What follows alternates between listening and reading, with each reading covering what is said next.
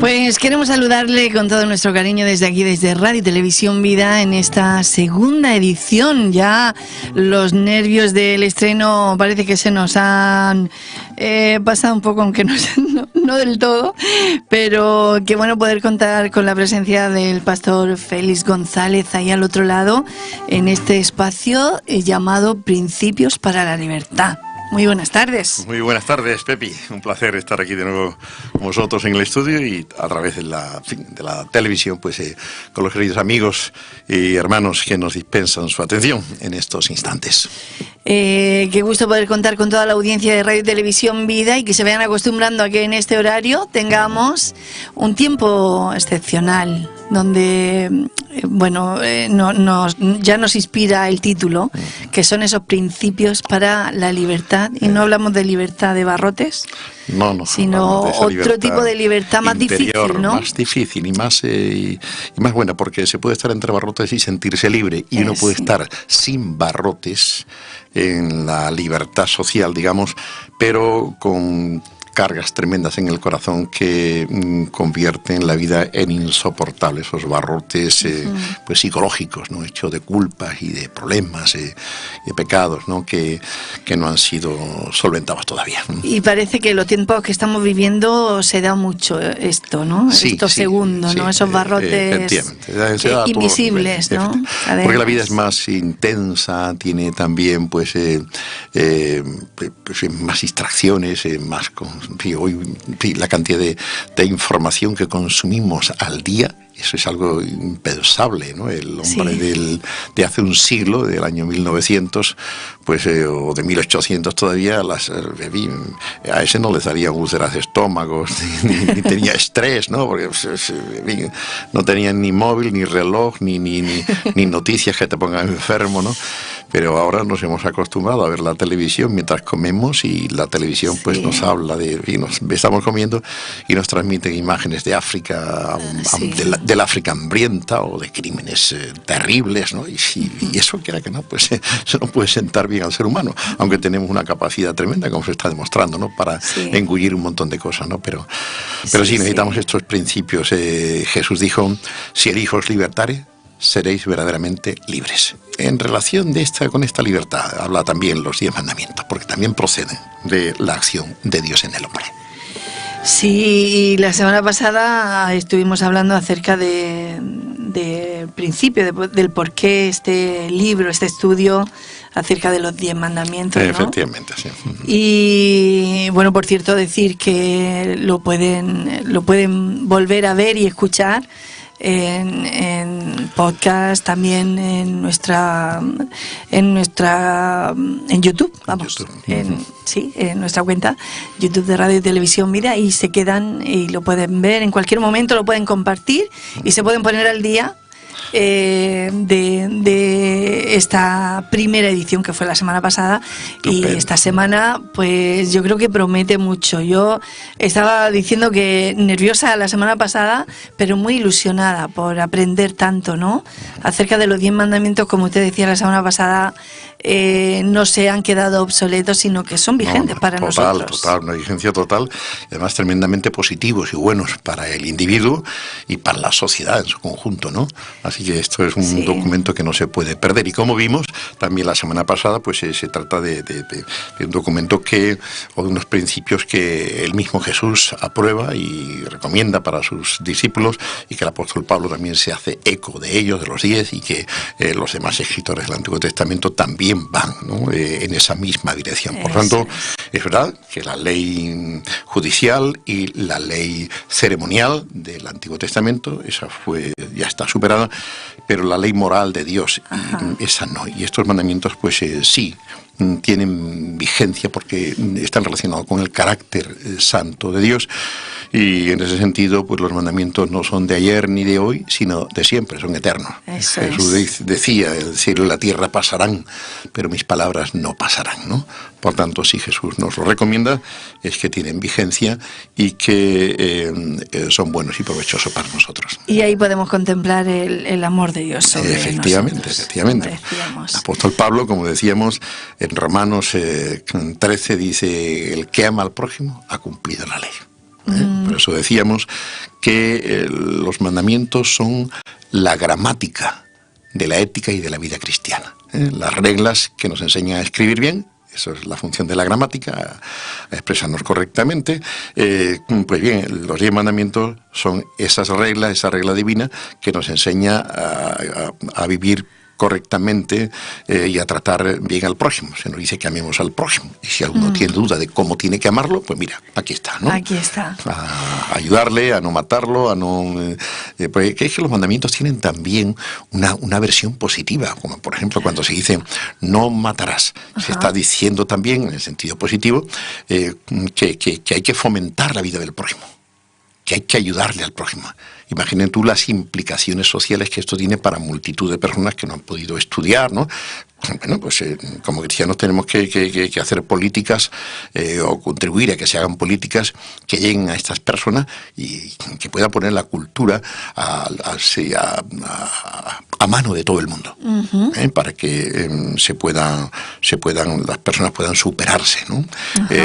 No hurtarás, pues no robarás, pues significa que tienes que no solamente proteger los bienes del prójimo, o sea, no robarle, sino protegerlo también, ¿no? Ser guardián de los bienes materiales de los demás.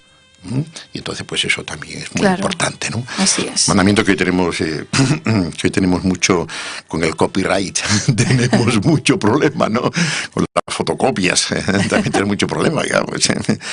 Y entonces pues o sea que los mandamientos tienen una vigencia total. Absoluta.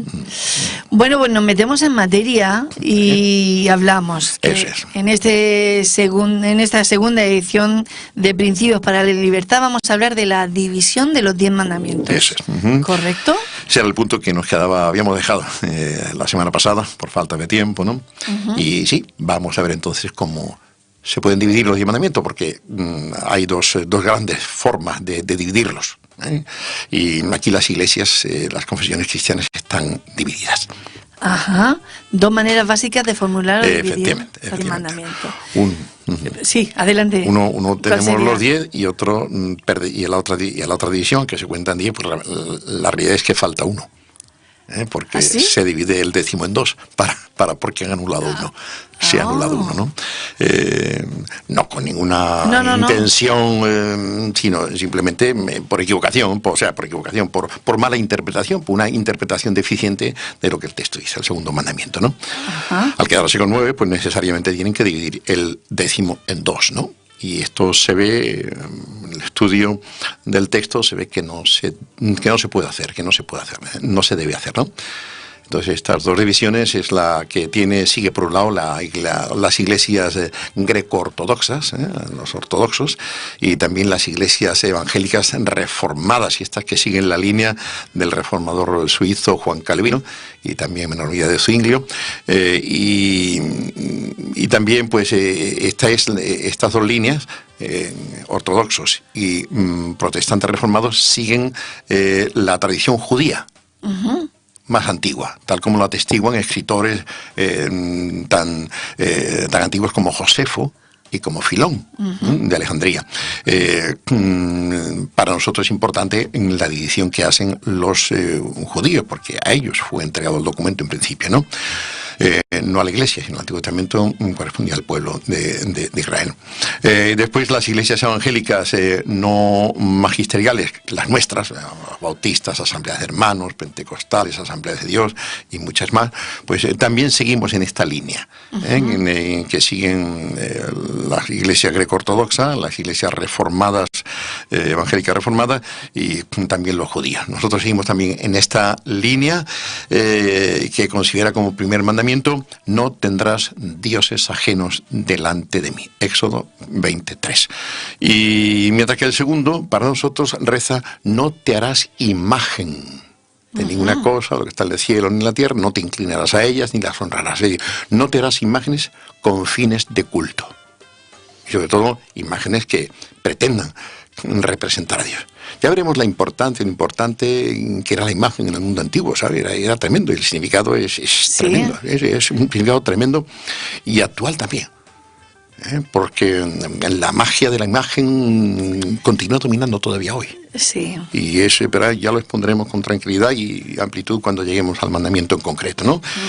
Después, por otra parte, tenemos la Iglesia católica y la Iglesia protestante luterana también, que siguiendo a Clemente de Alejandría y a Agustín de Hipona, dos grandísimos teólogos de los primeros siglos del cristianismo, pues consideran que el mandamiento de las imágenes es un simple apéndice del primero.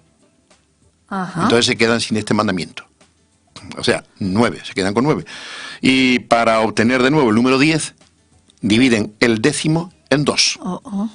Que dice, el décimo que dice: no codiciarás a la mujer de tu prójimo, y después dice, finalmente el décimo: no codiciarás los bienes ajenos. ¿Vale? Yeah. Pero esta división del décimo en 2, no se debe dar porque existen 5 poderosas razones en contra de ello. Yeah. Que las vamos a ver. La primera, el hecho de que Éxodo 20, 18, que es el 10º mandamiento, que dice literalmente: no codiciarás la casa de tu prójimo. Yeah. No codiciarás la mujer de tu prójimo, ni su siervo, ni su criada, ni su buey, ni su asno, sino ni cosa alguna de tu prójimo. O sea, casa, y después me explica qué es lo que contiene la casa. La mujer, el buey, el asno. Entonces, esa es nuestra interpretación, ¿no? También, pues, aquí en Hechos 20 y 18 es el texto más antiguo, porque también se repiten los mandamientos en Deuteronomio 5. Y aquí, en Deuteronomio 5, se pone a la mujer delante de la casa. Ha habido una alteración del mandamiento original. Esa alteración pues se encuentra, no sabemos si la hizo Moisés. De cualquier manera, lo importante es que el texto de Éxodo es anterior en el tiempo al texto de Deuteronomio. Personalmente, yo creo y me mantengo la creencia tradicional, la interpretación tradicional de Moisés como el autor de los 5 libros de la Biblia, de los 5 primeros libros de la Biblia. Entonces, me creo que pues si Éxodo lo escribe Moisés en los primeros años de estar en el desierto, seguramente que Deuteronomio lo escribe pues 20 años después, más o menos, porque Deuteronomio es una repetición de la ley. Ya. Pero no reviste ningún cambio el que esté la mujer antes que la casa, o hay algo ahí. Exacto. Bueno, se dice, la explicación que hoy se da para que la mujer esté delante de la casa es que ha pasado un tiempo y entonces la mujer ha recobrado una importancia que no tenía antes, en el original. ¿Entiende? Cuando se escribe Éxodo, pues está en el monte Sinaí hace un par de semanas que han salido de Egipto, en ese mundo de esclavitud, en fin, pues si el hombre no era nada, la mujer era mucho menos. Era menos. Era mucho menos. Esa es la triste realidad. La historia de las mujeres pues es una historia pues bastante dramática. Por eso me alegro de los logros y los avances que se están haciendo hoy, ¿no? Pues son justos, ¿no? Bueno, fíjate que la mujer en España no podía votar. Bueno, votó durante la Segunda República, pero después hasta 1975-78 no podía votar, ¿no? Precisamente ayer hablábamos con Tamara de que ayer era el efemérides de Evita Perón, que pudo pudo votar por primera vez tal día como ayer. Tal día como ayer, fíjate. Sí, ¿no? y después falleció la pobre mujer. Y los hombres, pues hemos votado desde toda la vida de Dios. Sí. ¿Vale? Bueno, no desde toda la vida de Dios, porque las democracias griegas, los que votaban no eran todos los ciudadanos que estaban en la ciudad, sino todos los que tenían propiedad privada. Vaya. Tenía que tener conmigo una propiedad privada, una casa o un campo. Entonces podían votar. O tenían que estar en condiciones de ir a la guerra. Ya. Que generalmente para ir a la guerra tenían que ir también pues teniendo casa o propiedad. Si no, no podíamos. O sea, los obreros, por así decirlo, los jornaleros, eso no tenían voz ni voto. Vaya, qué interesante. Exacto, porque no tenían ni donde caerse muertos, entonces no tenían nada que defender.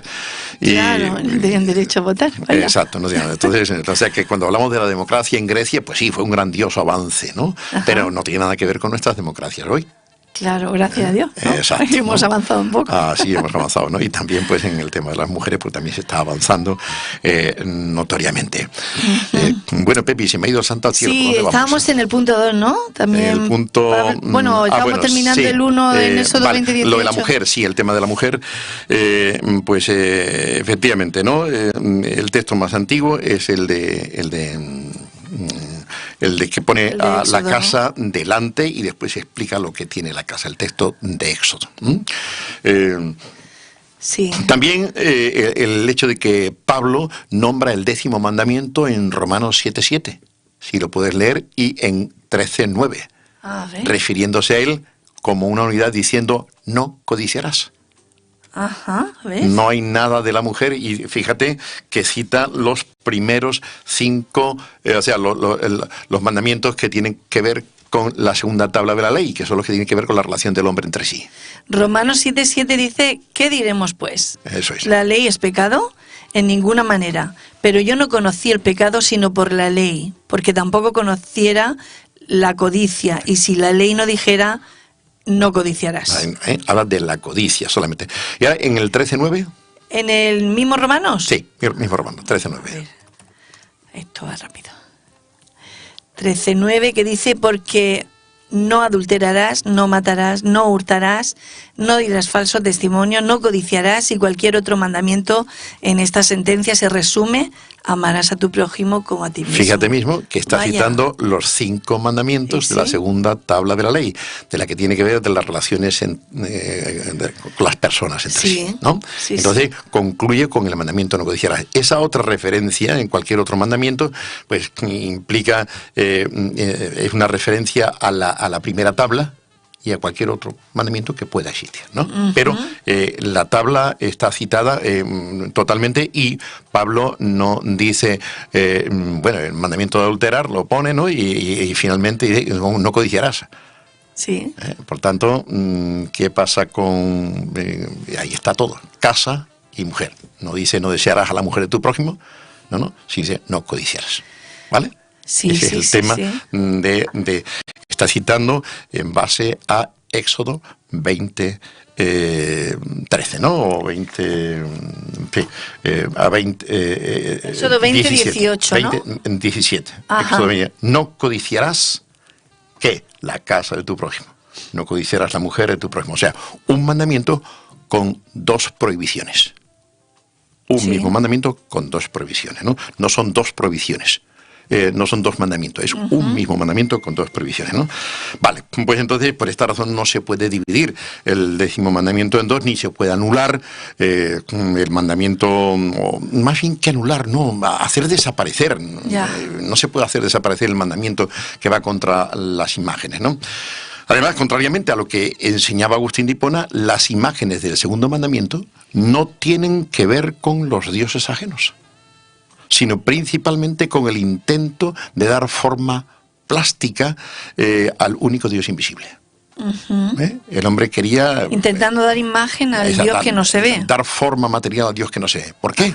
Pues ellos pensaban que después de unas palabras de conjuro y demás, el Espíritu de Dios venía a morar dentro de la imagen. Entonces, teniendo la imagen, estaban seguros de que Dios estaba ahí. Pero no dista mucho de estos tiempos tampoco, ¿no? No, en absoluto. En absoluto. Mucha gente se postran ante las imágenes, invocan a las imágenes, le piden, le ruegan. le piden a las imágenes y Y no es que originalmente quieran decir, ¿no?, que las imágenes tienen que inspirar, ¿no? O como se decía, que las imágenes dentro del catolicismo, ¿no?, representan pues el libro de los ignorantes. La gente no sabía leer y entonces pues se empezó a pintar los evangelios en las paredes y también pues se empezó a hacer imágenes para que los ignorantes pudieran entender. No, no se trata. El tema de las imágenes es más delicado. El tema de las imágenes es que el hombre, cuando tiene una imagen, se siente seguro de la presencia de su Dios. Hay un programa, vi un programa en la isla, estaban en la isla y estaba el famoso cantante Francisco. Sí. Está participando en ese programa. Recuerdo que perdió una imagen de una virgen que llevaba al cuello. El hombre se volvió loco, casi lloraba. Lloraba. Porque se le había perdido la imagen, su virgen. Y dos muchachos, 25, 26 años, 30 años. Pero le decían, pero está diciendo que es que su virgen ha perdido un pedazo de metal. Wow. Eso no es nada. A la virgen no se la puede perder. Mira, la Virgen no está metida ahí adentro, pero Francisco estaba totalmente desconsolado porque había perdido a su Virgen. A su Virgen. Esa imagen, esa medalla que él tenía, indudablemente tenía sobre él, evidentemente, un efecto negativo. Sí. Totalmente negativo porque tenía un efecto fetichista, supersticioso. Sin esa imagen se sentía desamparado. Pero con la imagen se sentía amparado. Sí. Dice, no, que no siento. Hay otro problema más, ya como veremos el día que expongamos esto. El tema es que la imagen, pues, el hombre por medio de la imagen pretende dominar a Dios. Eso habrá que explicarlo. Efectivamente, ¿no? Y entonces, pues, Dios dice, no, a mí no me vais a meter en una imagen para obligarme, de ninguna manera. De hecho lo dice, ¿dónde me vas a encasillar? De alguna manera lo dice. Cosa, ¿Dónde ¿no? me vas a meter? ¿Qué imagen me vas a...? Pero esta era la maldad, la perversidad que había ahí, el intento de gobernar a Dios. Yo recuerdo cuando estaba en Alemania, estábamos trabajando en la industria del metal y trabajaba con muchos sicilianos, que eran todos del mismo pueblo, ¿no? Y entonces ellos lo contaban, no estoy añadiendo nada nuevo. Un año de terrible sequía, un tiempo de terrible sequía, y entonces sacaron al santo del pueblo a la playa, al mar. Lo metieron en el mar a hombro. Y entonces lo metieron casi hasta el cuello. Sí. Hasta el cuello. Y la gente dicen que gritaban. Lo decía en serio, no estoy contando broma, en serio. Que gritaban, o hace llover o te ahogamos. No. Eso es lo que estaban diciendo. Era así.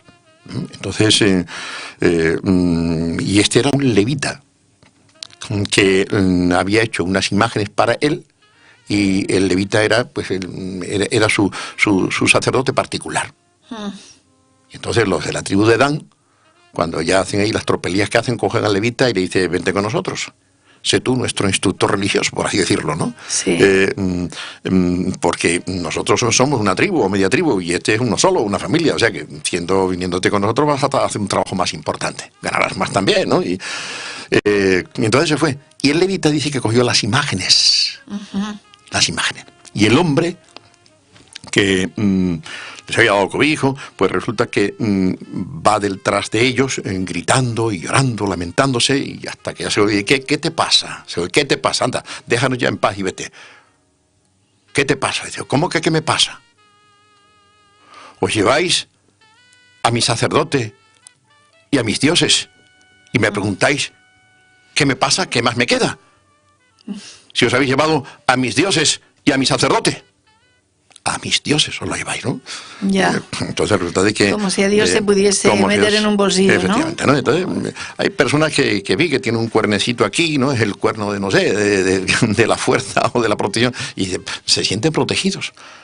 Los famosos escapularios también buscan proteger, ¿no? Hay papiros mágicos, escritos mágicos, cartas mágicas que tienen también esa función de proteger a las personas, y las madres las cosían a los hijos en los bolsillos interiores de la chaqueta o al marido, ¿no? era mera superstición, ¿no? Y es una pena porque si uno perdía la chaqueta, pues perdía también la imagen y entonces pues resulta que ya te sentías... Perdías el poder, te sentías hecho un desgraciado, cuando la realidad era que no habías perdido absolutamente nada. Porque Dios está contigo, tanto si tienes algo material como si no lo tienes. Claro. Y Dios le dice, pues, por tanto, ese es el énfasis de la imagen. De hecho, uno de los grandes pecados que comete el pueblo, por lo cual es deportado a Babilonia, es por su inclinación a la idolatría. Y el pueblo de Israel incurre una y otra vez en la idolatría, en querer encontrar pues su bienestar por medio de la fabricación material de su Dios, ¿vale? Este es el gran pecado. Eso es lo que pretende el segundo mandamiento, que no hay que darle a Dios ninguna forma plástica, material, porque Dios es simple. Cuarto argumento es que la división a que aludimos, ¿no? Es lamentable porque conlleva la anulación de uno de los mandamientos, que es el segundo, el de las imágenes. Y además, con la división del 10º mandamiento en 2.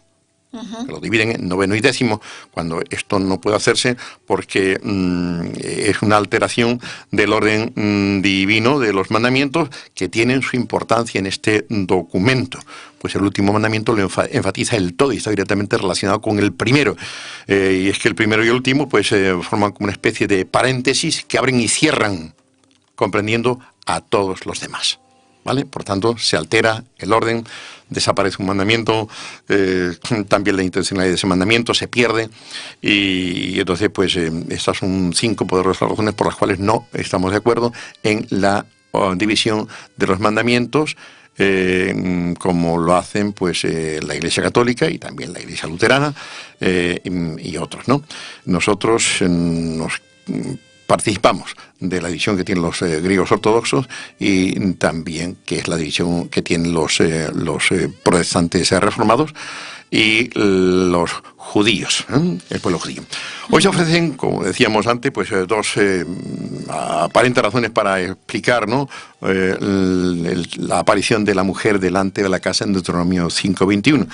Y el primer caso, pues, explica esta transposición de los términos como una corrección posterior, en la cual, como decimos, ya hay más humanidad en el pueblo de Israel, y esta humanidad hace que se diferencie. Oye, no podemos poner a la mujer a la altura de la casa. Claro. Hay que darle otra posición a la mujer. Pero veremos que esto tampoco es correcto, porque haciendo esto se pretende otra cosa.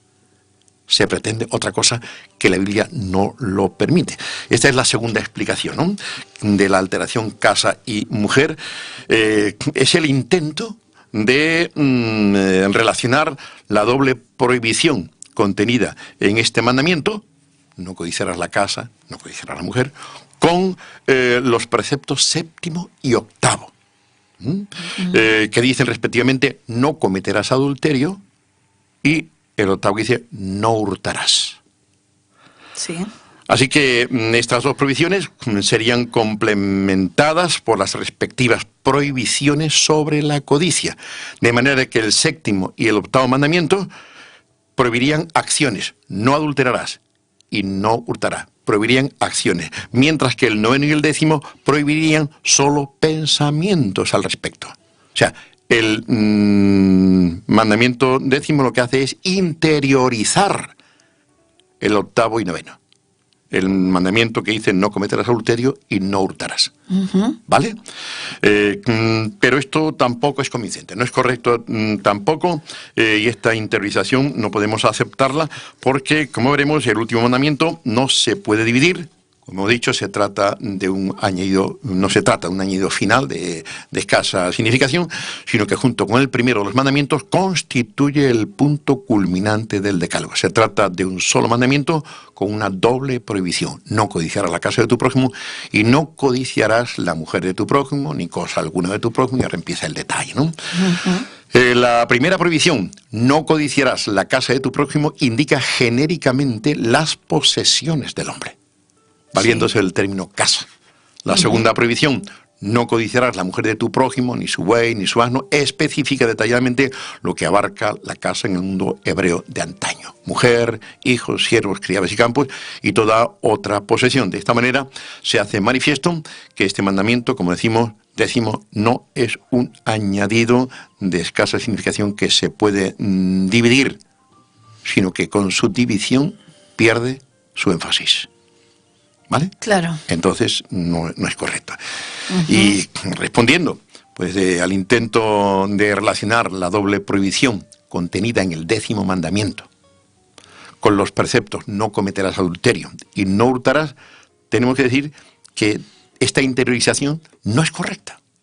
Y tampoco es correcta porque el mandamiento no cometerás adulterio prohibía solamente la relación sexual con la mujer del prójimo, lo que no implicaba necesariamente una enajenación. La codicia va a quitarle al otro lo que tiene para quedármelo. Sí. Yo le quito al otro lo que tiene y me lo quedo yo. El mandamiento no cometerás adulterio no indicaba eso, porque a lo mejor el que adulteraba no tenía intención de quitarle al otro a la mujer, sino simplemente de pasar un rato. Y ya está, ¿no? Bien, en el caso de que se adulterase, pero no se descubriese eso, nunca, como solía ocurrir, pues no había enajenación. La codicia, no hay relación con la codicia. En segundo lugar, el 10º mandamiento, o sea, la idea del 10º mandamiento va directamente contra la idea de expropiación de la mujer. Quitársela, robársela. Ya. ¿Vale? Y por supuesto, no le va a robar a la mujer para que te limpie la cocina, o te limpie los zapatos, o te lave la ropa. Se codicia a la mujer por 1000 razones, ¿no? Y este era el objetivo, ¿no? Así mismo, el mandamiento no hurtarás tenía que ver primordialmente con el robo, con el secuestro de personas israelitas libres, significando, en principio, en primer lugar, no secuestrarás a un ciudadano libre, ¿vale? Mientras que el 10º mandamiento trata del robo de personas que no son libres, sino que tienen un dueño, como son los esclavos, como son también la mujer, porque la mujer pertenecía al hombre. Ya. ¿Vale? Entonces, es conveniente también, ¿no?, de señalar que son numerosos los textos modernos y los exégetas modernos y los especialistas de la lengua hebrea antigua que han llegado a la conclusión de que la palabra codiciar no implica solamente un deseo interno del corazón, sino que comprende también el acto, o sea, las maquinaciones y el acto conducentes a apropiarse del objeto del deseo. O sea, que el que codicia el que codicia de verdad no se lo queda en el corazón y no pasa. No. El que codicia de verdad en su corazón va a llevar esa codicia a la práctica. Claro. Va a intentar apoderarse como sea del objeto de su deseo. Y eso es lo que promueve. Por tanto, esto es lo que está prohibiendo el mandamiento. ¿Vale? La codicia que es un motor para expropiar al prójimo, ¿no? En hebreo, el codiciar designa pues esa búsqueda decidida de algo, esa acuciante exigencia interior de poseer un determinado objeto en el cual se cifra la felicidad o la razón del existir de uno, ¿no? Así que los israelitas entendían por codiciar una pasión que conducía con vehemencia a una acción consecuente con el deseo. No hay pues razón para esta recurrente interiorización a la que apuntábamos. El 9º, el mandamiento no cometerás adulterio y no hurtarás, prohibían acciones, mientras que el otro pues simplemente era la interiorización de las acciones. No. Como decimos, el mandamiento no adulterarás, prohibía el adulterio, y el mandamiento no codiciar, pues y prohibía también ese adulterio al que finalmente se iba a llegar, pero prohibía la expropiación de la persona. Expropiaban los campos a través de empréstitos con unos intereses desorbitados, ¿no?, que después no se podían pagar, y en consecuencia se quedaban con los campos. Y a veces se quedaban con la mujer y con los hijos también. ¿Vale? Y a veces el mismo implicado, el mismo que había pedido el crédito y no lo podía pagar, tenía que darse el mismo como esclavo para poder pagar la deuda. Entonces, esta es lo que hay en este mandamiento. De hecho, el mandamiento no hurtarás, el apóstol Pablo lo traduce, habla de él en primera de Timoteo, capítulo 1, versículos 11, me parece, y ahí pues Pablo utiliza el término no secuestrarás. Ajá. No secuestrar como en su sentido original. José en Egipto, el hijo de Jacob, ¿no? El patriarca José, dice al faraón, a uno de los oficiales de faraón, dice: fui hurtado de la tierra de los vivientes. O sea, fui secuestrado de la tierra de los vivientes. Por tanto, el mandamiento no hurtarás prohibía el secuestro de ciudadanos libres. Mientras que el 10º prohibía el secuestro o la apropiación de personas que tenían un dueño. ¿Vale?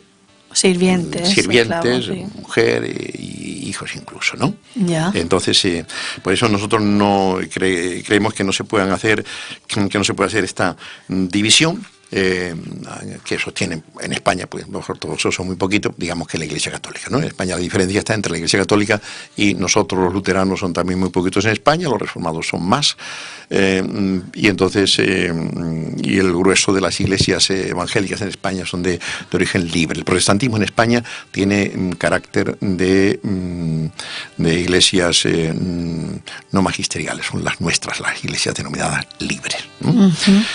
Y bien, interesante. Efectivamente, nos parece creo que es conveniente. O sea, hay razones para decir no a esta división. No se trata de me gusta más o me gusta menos. O yo creo esto, o sopeso. No. Hay razones de mucho peso, como hemos indicado. ¿Vale? Sí. Así que, en fin. No, estaba buscando, creo que está en Éxodo 4, si no me equivoco, lo que dice de no añadirás a esta palabra. Lo voy a buscar. Sí. ¿No? En referencia a lo que estamos diciendo. Y en referencia a todos los escritos del Antiguo Testamento. No se podrá añadir nada ni se le quitará, ¿no? Eso es. Entonces, claro, el problema de las imágenes, pues es que se nos ha convertido en un problema. Nuestros queridos amigos y hermanos católicos pues tienen un problema con las imágenes, porque la verdad es que, en fin, ellos, sí, es verdad que la teología católica dicen que no se tienen que arrodillar delante de las imágenes, que simplemente las imágenes sirven para inspirar la oración, sí, la espiritualidad, pero lo cierto es que no es así. Sí. Las imágenes pues reciben adoración y se le dirige la oración directamente a las imágenes por lo que representa, ¿no? Entonces uno puede quedarse en su casa, ¿no? y orar en su casa, quien sea, bueno, al Señor, ¿no? No a quien sea, por supuesto, pero y sobre todo de Dios no podemos hacer imágenes plásticas. La única imagen que se nos permite de la Biblia es la que tenemos en Jesucristo. Y nada más. Ni siquiera la cruz, Félix, ¿no? Bueno, no, la cruz es... el apóstol Pablo habla de la teología de la cruz, ¿no? Y yo creo que la cruz sí tiene un... Claro, yo estoy pensando en peregrinaciones que se hacen a cruces. Y hay un himno, una oración católica muy antigua, recuerdo que decía, crucem tuam adoramus. Wow. Tu cruz adoramos. Eso no se puede hacer. Yeah. La cruz simplemente simboliza. Yo me alegro de que existan las cruces, ¿no? Yo no sé llevar cruces ni nada, ¿no? Pero cuando veo una cruz, veo el amor de Dios por nosotros. Claro. Y veo a Cristo, su entrega por nosotros, y veo, pues, en fin, nuestra condenación. O sea, la cruz le dice al hombre, tú no vales. Ese es tu sitio. Tú no vales. Ese es tu sitio. Pero porque tú, si subieras ahí, tampoco te autorredimirías, voy a subir yo, Jesús de Nazaret, el Hijo de Dios, para que tú no tengas que subir ahí, porque aún subiendo no conseguirías entrar en el cielo, no te redimirías, porque tus pecados son muchos y no puedes perdonar tu pecado con tu propia sangre, ¿no? Pero yo voy a ir ahí. Por tanto, la cruz nos condena. Este es el lugar de la humanidad, la cruz, la muerte. Ahí nos correspondía a todos. Ahí nos correspondía a todos. Y ahora dice Jesús, pero yo voy a ocupar ese lugar por ti. Entonces, ese mensaje de la cruz, pues, la cruz es el símbolo de victoria. El apóstol Pablo dice que lejos esté de mí gloriarme, sino en la cruz de Cristo. Entonces, cuando se habla de la cruz, se está tomando la cruz, es una sinécdoque, una figura del lenguaje que se llama sinécdoque, que se toma la parte por el todo. La cruz por el todo. Lejos esté de mí, gloriarme, sino en el Cristo de la cruz. En el Cristo que subió por mí a la cruz, porque la cruz es ese altar donde se celebra el sacrificio del Cordero de Dios, se lleva a cabo ese sacrificio y se opera nuestra redención. Jesús no murió en la cama, ¿vale? Esta es la gran diferencia, lo he dicho en otras ocasiones, a veces con las demás religiones. La gente ve que el Corán y el Islam tiene también enseñanzas muy bonitas, éticas muy valiosas. Lo tiene, sin problema. Confucio también, el confucianismo, el budismo también, perfectamente, y las demás religiones y otras religiones también, y el cristianismo también tiene. ¿Por qué tiene que ser el cristianismo superior a las demás? No lo entiendo, teniendo también las otras religiones cosas muy valiosas. Entonces, pues se le puede preguntar a esas personas, a esa persona con la que hablamos, ¿dónde murió Mahoma, que es el fundador del Islam? ¿Dónde murió Mahoma? Sí. En su cama, rodeado de su gente. Murió relativamente joven, con 60 y pocos años, ¿no? Y murió de enfermedad, ¿vale? Murió en la cama tranquilamente. ¿Dónde murió Confucio? Pues ahora mismo no lo sé, pero seguramente que ocurría de la misma manera, de viejo, ¿no? Y de tranquilamente. ¿Y dónde murió Buda? Pues lo mismo, idénticamente lo mismo. Y los fundadores de las demás religiones también. Pero ¿dónde murió Cristo? ¿Dónde murió Cristo? En una cruz. ¿Y por qué murió Cristo en una cruz? No murió en la cruz por debilidad e impotencia. Ni porque no pudiera enfermo tampoco. Ni porque estuviera enfermo, no, al contrario. Está bien sano. Estaba muy sano. Y tan sano que tenía que estar. Era perfecto. Por dentro y por fuera, no tenía ninguna enfermedad. Porque era el Cordero de Dios. Y el Cordero del sacrificio, el Antiguo Testamento, que era un símbolo de él, pues tenía que ser perfecto en todo. Además, él no era solamente el Cordero de Dios, sino que además era también el sumo sacerdote, que entraba en el cielo, en el templo, el santuario del cielo, llevando su propia mano, su propia sangre en la mano. Por tanto, como sumo sacerdote, las prescripciones de los libros de Levítico y demás, decía que tenían que ser perfectos, no podían tener un rasguño en la piel, no podían tener un hueso roto, no podría tener ningún defecto físico, ni mancha, ni nada. Por tanto, Jesús físicamente, no sé si era, bueno, no creo que fuera muy bajo, pero tendría una altura media para aquella época, o de media hacia arriba, porque imagínate un hombre que dice, o cuando él dijo, porque ¿quién de vosotros que se afane podrá añadir, por mucho que se afane, podrá añadir a su estatura un codo de 45 centímetros? Y madre mía, eso sería un reguero. Si Jesús midiera 1,30, 1,40, pues sería un reguero. La gente diría, anda que no tiene ganas de crecer, ¿no? No, él tenía que tener, por tanto, una altura que no movería a risa, a hilaridad, cuando dijo eso. Claro. ¿Vale? Y como siendo sacerdote y siendo Cordero de Dios, el Cordero del sacrificio, pues tenía que ser perfecto, por dentro y por fuera. No tenía que tener enfermedad ninguna. Entonces, pues, ¿por qué muere Cristo en la cruz? No muere por impotencia. Cuando Pedro intenta detenerle, claro, sacando la espada y hiriendo al siervo del sumo sacerdote, Jesús le recrimina y dice, pero Pedro, ¿qué haces? ¿No crees que si yo le pido a mi padre, mi padre me podría dar 12 legiones de ángeles? 12 legiones de ángeles. Una legión romana en aquella época tenía 6.000 soldados. Vaya. Más las tropas auxiliares, que eran otros 1.000 y picos. Pues tenemos 100.000 ángeles. 100.000 ángeles estaban a disposición de Jesús, con que solamente le dijera, Padre, ayúdame. ¿Y qué iban a hacer los romanos y los fariseos y los saduceos y los enemigos de Cristo en Jerusalén? ¿Qué iban a hacer contra 100.000 ángeles? Absolutamente nada. Por tanto, la muerte de Cristo no fue una impotencia. Fue un sacrificio. Él dijo, Marcos 9, yo he venido para poner mi vida en rescate por mucho. Él tenía clara conciencia de que su muerte era necesaria como sacrificio y que tenía sentido sacrificial y propiciatorio para todos los que se identificasen con él. por medio de la fe, ¿vale? Por tanto, esto es lo importante.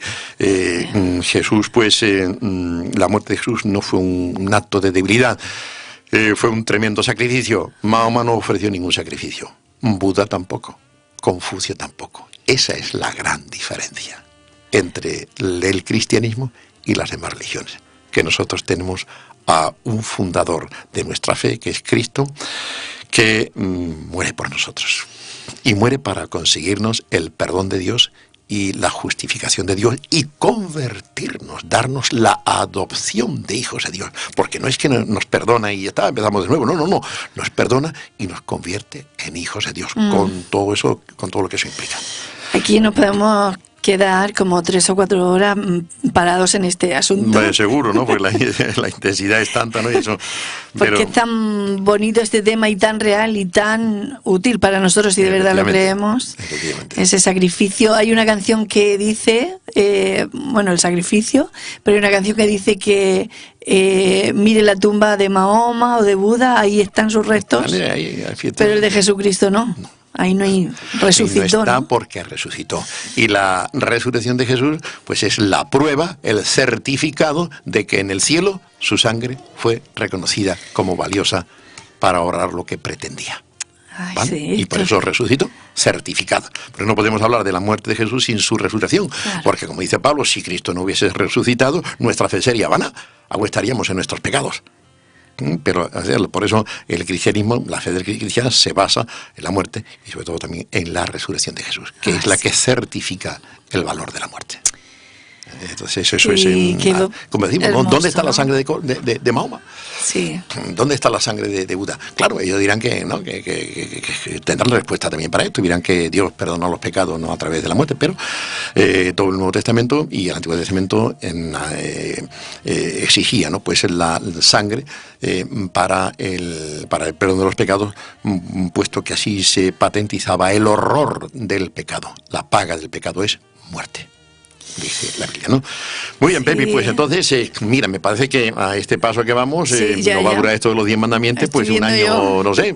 Pues, pero, ¿qué te parece si los enumeramos en el orden en el que nosotros, que aparecen en la Biblia? Claro. En Éxodo capítulo 20, 13 y 17. Dice, primero, no tendrás dioses ajenos delante de mí. Versículo 3. Segundo, no te harás imagen, ni ninguna semejanza de lo que esté arriba en el cielo, ni abajo en la tierra, ni en las aguas debajo de la tierra, porque yo soy Jehová tu Dios, fuerte, celoso, que visito la maldad de los padres sobre los hijos hasta la 3ª y 4ª generación de los que me aborrecen, y hago misericordia a millares a los que me aman y guardan mis mandamientos. Fíjate tú, o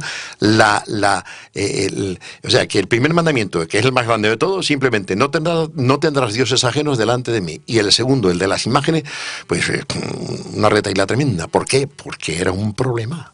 Era un problema para el hombre antiguo y para el moderno. Este mandamiento no puede desaparecer como un simple apéndice del primero. Tiene su propio lugar, porque su importancia es mucha.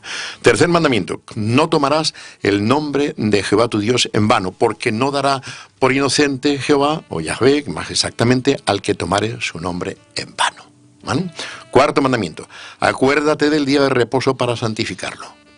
6 días trabajarás y harás toda tu obra, mas el 7º día es reposo para Jehová tu Dios. No hagas en él obra alguna, tú, ni tu hijo, ni tu hija, ni tu siervo, ni tu criada, ni tu bestia, ni tu extranjero, que está dentro de tus puertas, porque en 6 días hizo Jehová los cielos y la tierra, el mar y todas las cosas que en ellos hay, y reposó en el 7º día. Por tanto, Jehová bendijo el día de reposo y lo santificó. Fíjate qué logro social, la instauración de un día de descanso semanal obligatorio, pero no solamente para el rico israelita, no, para el esclavo también, sí, y para el asno, y para el buey, para todos, todo el mundo tiene que descansar. ¿Qué logro social hace de esto 4.000 años? Cuando todavía no existía ni UGT, ni comisiones obreras, ni ningún otro sindicato que defendiera los derechos de los trabajadores, ¿no? Ya, pues el logro social es tremendo. Y ahora torpemente pues estamos llegando a que la gente, pues llevado del afán del negocio y vender, pues no se quiere guardar. No. Y como no se tiene, y cada vez menos, ¿no? Y como no se quiere ir a las iglesias los domingos, pues vas a Madrid. Sí. Y es altamente preocupante y sorprendente cómo están las salidas de las autopistas que dan o por las que se acceden a los grandes centros comerciales. En ese día de reposo de supongo. Tremendo, las colas inmensas. Claro. Unos atascos kilométricos, sí. Atascos kilométricos, que lo he visto yo en domingos, donde he tenido que, o sea, atascos kilométricos, he tenido que, venía de otras iglesias donde he predicado, y los centros comerciales son las nuevas catedrales del hombre moderno. Tristemente no quiere iglesia, no quiere ver a Dios, pues entonces resulta que van a los centros comerciales. Bien, ahí se distraen, ahí se ven muchas cosas, pero luego son unos centros comerciales preciosos, ¿no? Sí.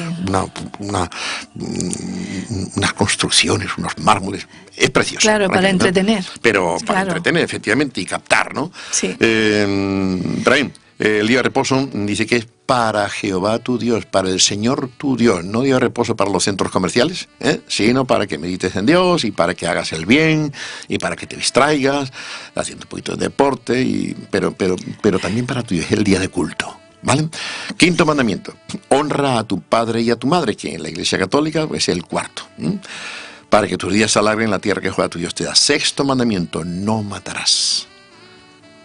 Séptimo mandamiento, no cometerás adulterio. Octavo mandamiento, no hurtarás. Noveno mandamiento, no hablarás contra tu prójimo falso testimonio. Madre mía. Y décimo mandamiento, este mandamiento tiene una vigencia pero brutal. Yo me alegro de que el gobierno intente tomar medidas contra las fake news, ¿no? Sí, contra las noticias falsas. Con las noticias falsas, esto es tremendo. Esto es tremendo. Hemos visto precisamente en los informativos, ¿no?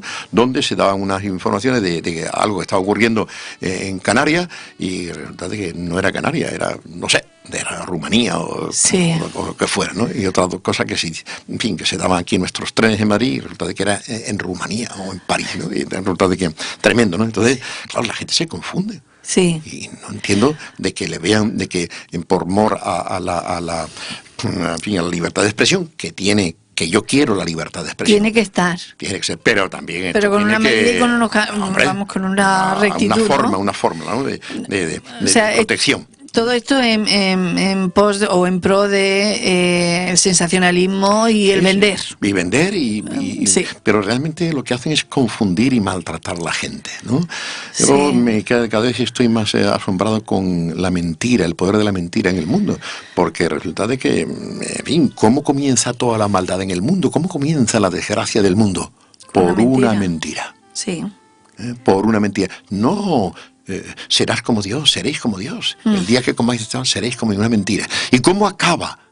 Pues cuando dice en Apocalipsis 20, la serpiente antigua, el dragón, que mentía a las naciones, fue atado y reducido y arrojado al foso para que no engañara más a las naciones.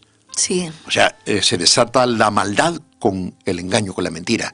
Y para que vuelva la paz, es necesario que la mentira desaparezca del mundo de los hombres, de la sociedad, ¿no? Entonces, pues eso es algo muy preocupante, que esto de las fake news y esta forma de mentir a algunos políticos, este descaro, ¿no? Francamente, pues es más que lamentable, ¿no? Y finalmente, el décimo mandamiento, que nos ha ocupado hoy un poquito, dice: no codiciarás la casa de tu prójimo. No codiciarás la mujer de tu prójimo, ni su siervo, ni su criada, ni su buey, ni su asno, ni cosa alguna de tu prójimo, ¿no? Así que este es el recuento al cual nosotros, como evangélicos de tendencia denominacional libre, ¿no? O no con seguimos, ¿no? Lo siguen también las iglesias griegas ortodoxas y también la iglesia evangélica reformada, que sigue la línea de Juan Calvino. Qué interesante esta enumeración. Yo estoy deseando poder entrar. Hoy no nos va a dar tiempo, Félix. No, yo creo que ya son las 6:05, me parece que tenemos que terminar, ya ¿no? tenemos que terminar, Eso, ¿no? Pero está porque no vamos a comenzar quizá una introducción nada más, pues decir que sí, que el próximo... la próxima semana, si Dios quiere, el próximo jueves empezaremos con el preámbulo de los 10 mandamientos, porque antes de acceder a la enumeración de los mandamientos, pues en el versículo 2, y el versículo dice: yo soy Jehová tu Dios, que te saqué de la tierra de Egipto, de casa de servidumbre. Este es el preámbulo que precede a los 10 mandamientos. Y este preámbulo tiene una riqueza espiritual y teológica tremenda. Los 10 mandamientos son preambularios. Son preambularios, o sea, tienen que leerse y ser entendidos a la luz de este preámbulo. Si no tomamos nota, conciencia de lo que encierra este preámbulo, nos perdemos tesoro. Un tesoro, un verdadero tesoro. Y así que es conveniente, ¿no?, que lo tomemos en serio, sí, y que pues veamos, ¿no?, lo que esto significa. Yo soy el Señor tu Dios que te saqué de la tierra de Egipto. Y ese yo es tremendo. Dios habla de sí mismo como un yo que está frente a un tú. Por tanto, Dios no es una fuerza cósmica, Dios no es algo impersonal, Dios no es el nirvana a donde desembocan todas las cosas y se pierdan ahí eternamente, en el hindú, ¿no? Dios es persona, yo. Dios dice de sí mismo yo. Habla como un ser personal, con clara conciencia de sí mismo. Y precisamente de la personalidad de Dios deriva la nuestra. De la persona divina deriva la nuestra, ¿no? Eso lo iremos viendo. Lo iremos viendo. Entonces, pues yo pienso que ya nos queda... Nos armamos de paciencia para esperar la próxima semana. Y poder disfrutar de ese preámbulo en este programa Principios para la Libertad. Y qué gusto que nos encantaría que nos escribieran o nos dijeran... ¿qué les parece y qué piensan? Y si han encontrado la libertad a través de estos programas, esperamos poder tener algún testimonio de ese tipo, ¿no? Me gusta mucho, ¿no?, que vuelvas a decir una y otra vez principios para la libertad. Sí. Porque lo hemos vivido y mucha gente lo vive como imposiciones, como un lastre, como una camisa de fuerza, como algo que realmente pues no es agradable, cuando es justamente todo lo contrario. Son mandamientos que vienen de la libertad, del Dios que se mueve en libertad y que se los da a un pueblo al que acaba de liberar de la esclavitud y ahora...